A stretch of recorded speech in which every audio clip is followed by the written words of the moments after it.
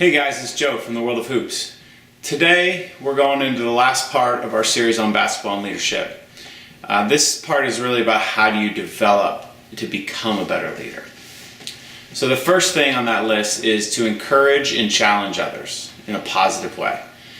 So it's really easy to understand why that would be helpful for you to become a better leader.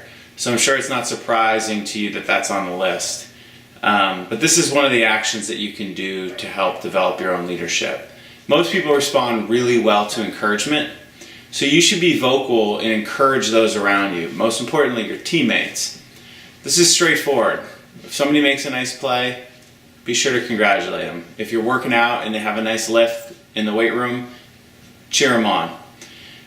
When they're tired, if you're falling behind, that's when you really need to be encouraging. It's a simple thing, but it has a big impact. However, another aspect of that encouragement is actually also challenging others. As a leader, you have to understand that one approach doesn't work for everyone. But if you want to take your leadership to the next level, figure out how to challenge people. This should be a positive challenge, something to drive them to be better.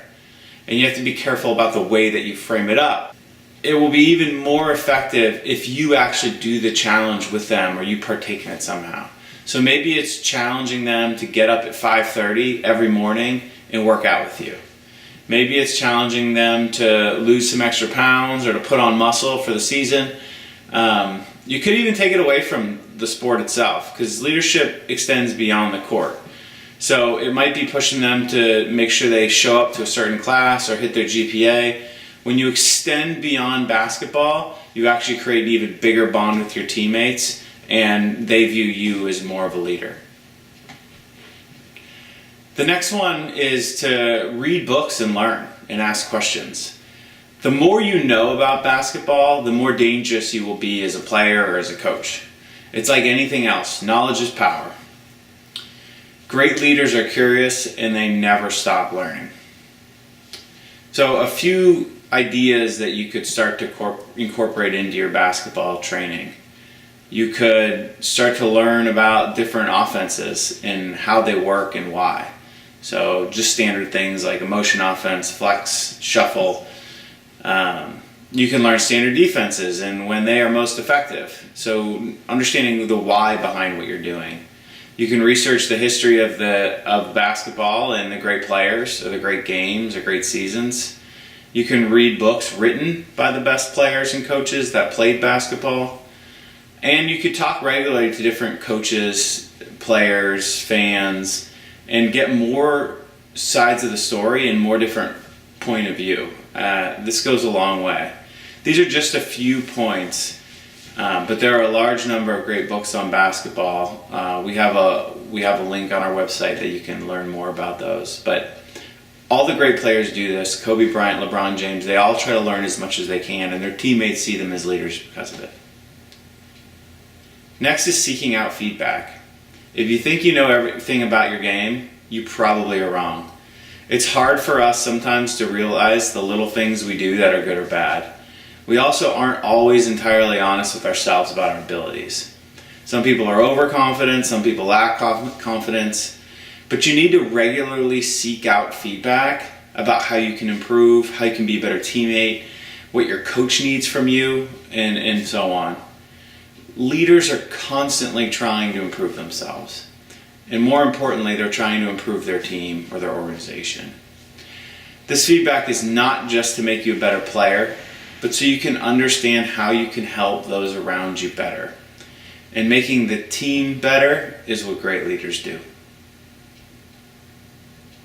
The next item on our list is get a mentor. So some of you might not even know what a mentor is, but that's someone that you can trust and someone that has a significant knowledge about a subject that helps you along your path. They give you guidance, they give you advice. A mentor could be a senior on the high school basketball team when you're a freshman. It could be a former pro that has been where you want to get to. It could be your coach. It could be from your high school team, a coach from your AAU team, a personal trainer, or just somebody you've met along the way. It doesn't have to be somebody that you currently play for or play with. The important thing is to find a mentor that isn't just patting you on the back, but somebody that challenges you to be better. And that it's someone that you can really trust for good advice. Find a mentor and use them. And also be sure to express your gratitude and thank them for their mentorship. And as you have that mentor, you'll learn how to mentor others yourself. So then when you're a senior, you can help the freshmen. Next is developmental toughness. This one is a little easier said than done. Mental toughness isn't something that you just have all of a sudden. Mental toughness is working through fatigue. It's getting up early in the morning every day. It's staying calm when everyone else is excited.